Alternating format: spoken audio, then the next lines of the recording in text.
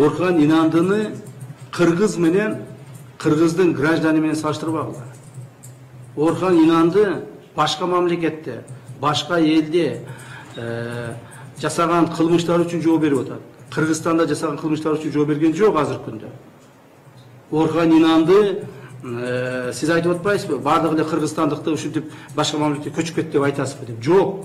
Orhan İnandı bizge başka mamleketten kelген. Başka mamlekette ошол мамлекеттин айтуусуна, бүгүнкү күндүн айтуусуна жараша кылмыш кылып, террордук кылмыш кылып, анан биздин мамлекетке келип отуруп калган адам катары. Ал Кыргызстандын жаран алгандыгы боюнча мен дагы бир жолу айтам, бизде кылмыш иш ачылган, ошол кылмыш иштин негизинде азыр тергелип атат. Андан сырткары, эгерде ал Кыргызстандын жараны болуп деп кала турган болсо, ал эч качан анда ал Турциянын жарандыгын тапшырыш керек эле. Тапшырыш керек эле. Бул Турциянын жарандыгын тапшырбастан кайра Турциянын паспорту менен колдонуп, ошо Турциянын паспорту менен жашап жүргөн. Ал сыртынан жылтырап, ичинен калтырак деп коет кыргыздар. Кыргыздар ушинтип коет.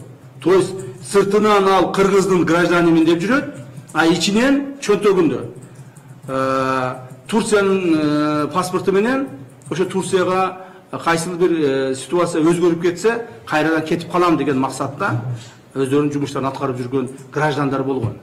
Кыргыз менен Орхан İnanды салыштырбагыла. Эгерде Кыргызстандын гражданины болуп, биздин кыргыз боло турган болсо, Кыргызстанда туулуп өскөн биздин гражданин боло турган болсо, андай коркунучтар жаралары менен биз мыйзам чегинде чара колдонмойбуз.